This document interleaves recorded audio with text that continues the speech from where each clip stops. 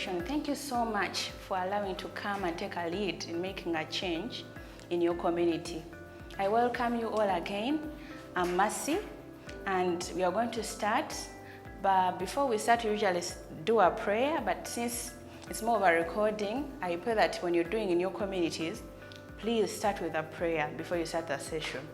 So today's lesson, we are going to be talking about life skills. And the reason why we are doing life skills, we are going to build you as team leaders or young adult leaders to take the lead in other project children that are still in lower classes. So I thank you again, and I pray that through this lesson you'll be encouraged and take the step of leading others. Just maybe to take you back a little bit, we're going to look at 3 life skills today that you'll be able to share with a number of children that will be assigned to you by the mentor. And those life skills shall have social responsibility. Under this, you'll be looking at what's your role in your community? What can you do to change your community? And then the second one will be about self-esteem. And this is more of how do you feel about yourself? We want to make sure that you build how you feel about yourself, your confidence, and you'll be able to achieve that which God has created you to achieve. And the third life skill, we shall be looking at assertiveness, which talks more of how you communicate. Are you confident when you communicate? Do you hurt others with how you communicate? So those are basically 3 things that we shall be looking at today. We are going to start with devotions, which will be your first thing after praying, opening a prayer with your group. So you'll be able to start with devotions. So today's devotions. So today we are going to look at men in the Bible that trusted God through a very, very rough time. I know as you come as leaders, one thing I should note, it's not an easy task to take on leadership, but when we trust God, He helps us even through the hardest moment. So we are going to read a story. There are very many Bible stories that talk about trust and how many people suffered, but God helped them through it. And this time around, we're going to take a story through the book of Daniel, chapter 3. I know some of you are familiar with the story where you saw Shadrach, Meshach, and Abednego going through a fire. Remember those guys, they chose to trust God when that king that time told them, this is my God that you should worship, but they refused. And because they refused to do the wrong thing, they were punished for it. But as much as that happened to them, just like all of us go through rough time, but when you choose to do the right thing, you will never fail. So they chose to do the right thing, which was to serve God instead of serving the gods that were created at that time.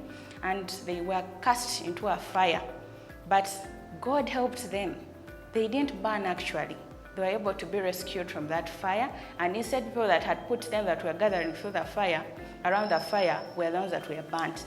So what we learned from that story, that these things will be shared with you later on, and you'll be able to read and understand more before you go down to the community to train other children. So I want us to just understand through the story that actually in life, we all have hard times. But if we choose to trust God and then also do the right thing, He never leaves us.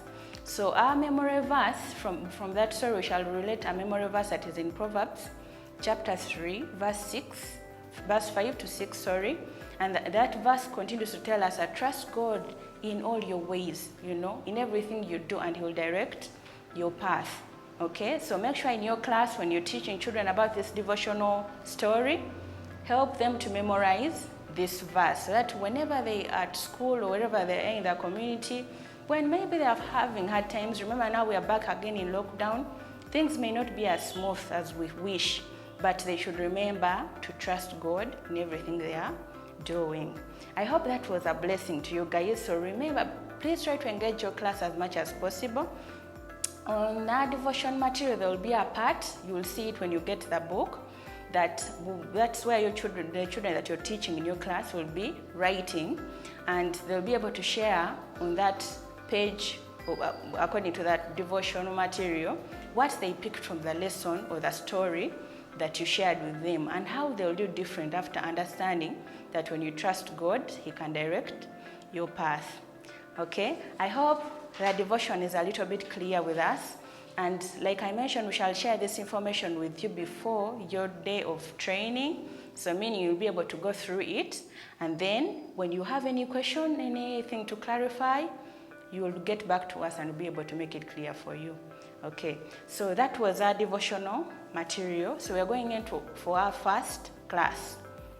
So this class, like we mentioned when I was starting, what we shall be learning today, it is going to be about social responsibility. What is your role in your community? Actually, do you understand your community? So that is basically what we are going to be able to look at in this topic of social responsibility. And things that I wanted us to note under that topic is we depend on each other. Just like you depend on someone, even the environment depends on you and you depend on it. Meaning all these three people, you, your neighbor, and the environment, we are interdependent. So we depend on each other. So make sure as you go through this lesson, you understand that actually all of us have a responsibility. Not only the adults, but even us as children, we need to play a part to bring about change in our community. So by the end of that session, make sure that the learners understand what it means to serve in their community and things they can do to serve in their community. So the other thing you'll do in this lesson, you'll be able to challenge your learners, and they'll mention to you as you note down, as at the end of the day you'll be able to share with us what they talked about in that session.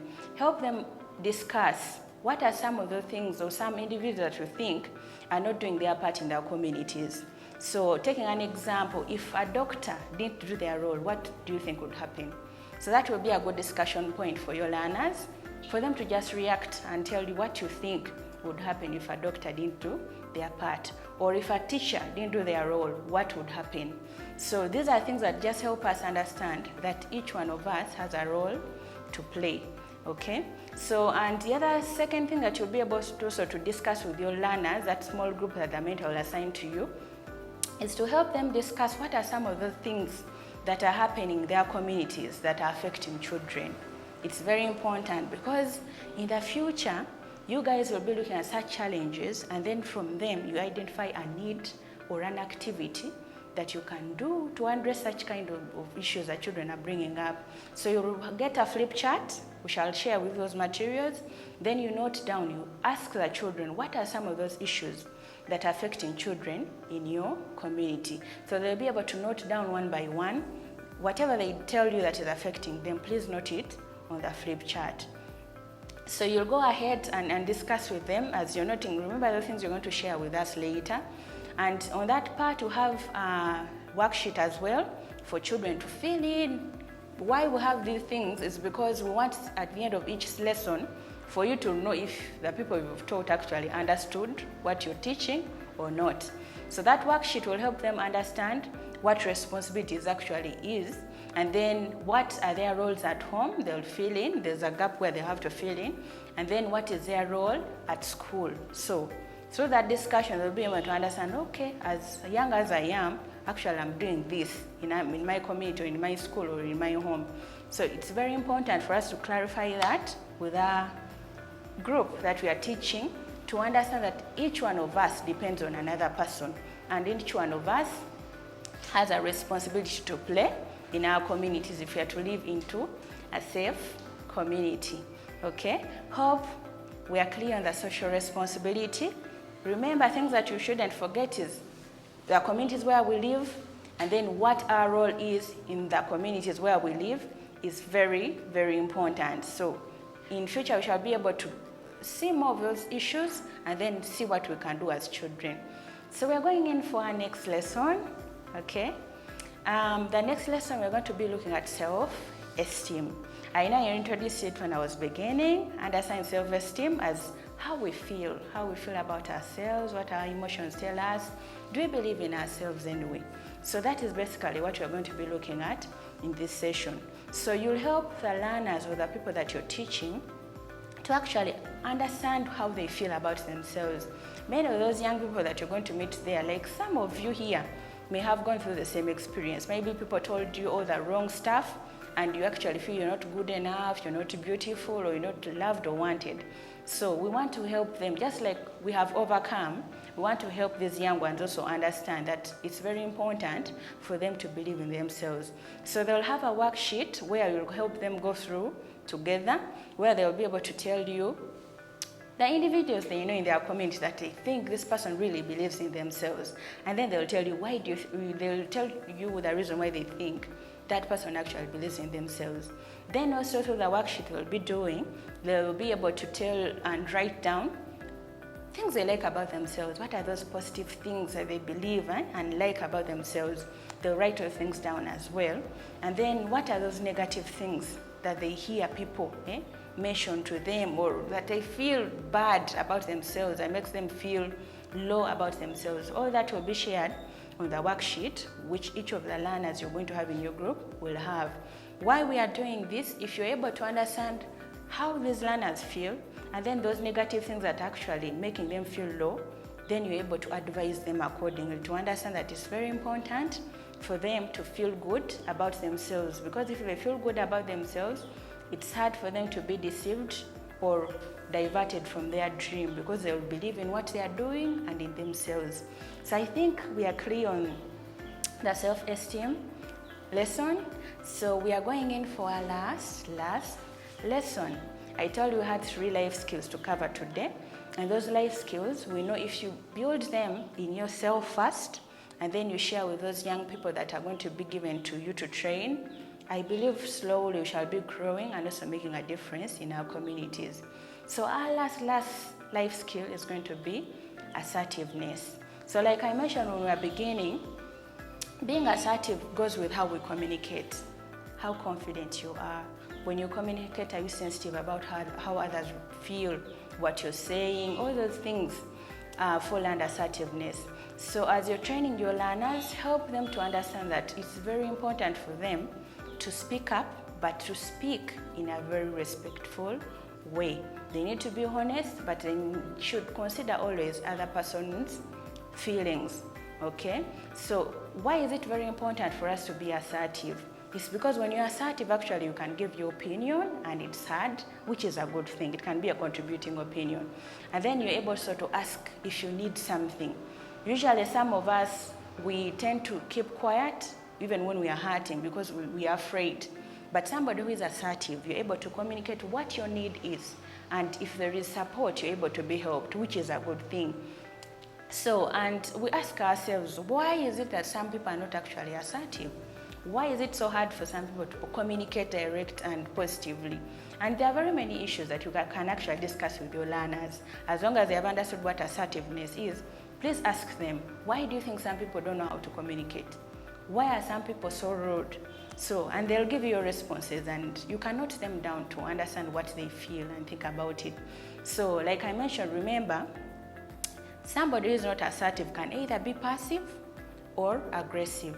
So somebody who is passive, help the learners also understand, because in your group, you may have learners that are like that maybe for them, somebody who is passive, they're usually quiet and they never react to anything. Whether they like it or not, you can't know. Whether they have a suggestion or not, you can't know. So it's a very poor communication style, and we are doing this training because we want us to be very clear communicators and leaders tomorrow who will be able to confidently communicate issues. So it's very terrible if we are passive leaders. So because we need to hear those opinions, wonderful ideas. So as you're training your children in your small group, remember to inform them that it's not good to be passive. If you have an idea, please share it. Then also the last thing that I wanted us to note about being assertive is we said if you're not assertive, you're either passive or aggressive. So the other part of aggressive are those guys that you always see they are rude. It's either fight or an abuse. They don't know how to say things in a way that is respectful.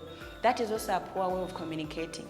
So I wanted us to note those 3 items under that topic, that the best way to communicate is being assertive. You speak clearly, confidently, but also very sensitive about other people's emotions, okay? Don't be passive, don't be aggressive, because in that way you can't put out your point and people won't even understand what you're saying, okay? I hope those 3 issues about being assertive are very clear. We need to be assertive, not aggressive, not passive. So just as the other previous lessons, even this one has a worksheet. So it's kind of a puzzle for them to find out which of these sentences is an assertive way of response, or a passive way of response, or an aggressive way. So there are different scenarios that are written down that these learners will share with them, and then after learning through you of being assertive, aggressive, and passive, they will be able to take appropriately which sentence means that being assertive, or which sentence means being passive, or which one means being aggressive. Please help the learners understand very well this information, because every other quarter or every termly basis, we shall be having these kinds of classes, and you, our wonderful leaders, will be taking the lead in training children that will be assigned to your group. So as much as this is the beginning, I pray that you get confident in delivering this information, and if you have any other question about this, kindly get back to us or through your mentor, and we shall happily reply to your requests. Those are 3 life skills, and please don't forget that when you're beginning your session, begin with a prayer, an opening prayer, and then you do the devotional material, and then you follow through the 3 lessons. We believe by lunchtime all this will be covered according to what we shall have covered on the 3 topics. The programs will be shared with you as well to know which topic is taking how much time, and after lunch we should set up learners to go home early and avoid curfew. I hope this was an enlightenment, and I believe maybe now you're guided on how to go through this content. Please don't forget, if you're missing anything or you feel something is not so clear, get back to us, talk to your mentors. We're here to support you, want to see you grow into leaders, and maybe in time to come, you can even have a bigger group when God allows and we are free from COVID. You will have a bigger group and you mentor those children, and you will grow up when they are looking at you as a role model. So starting today, you are a young leader in that group or CLC where you're coming from. So be inspired as you're teaching these young people. Blessings, and we're here for you, and we are with you through this. Bye-bye.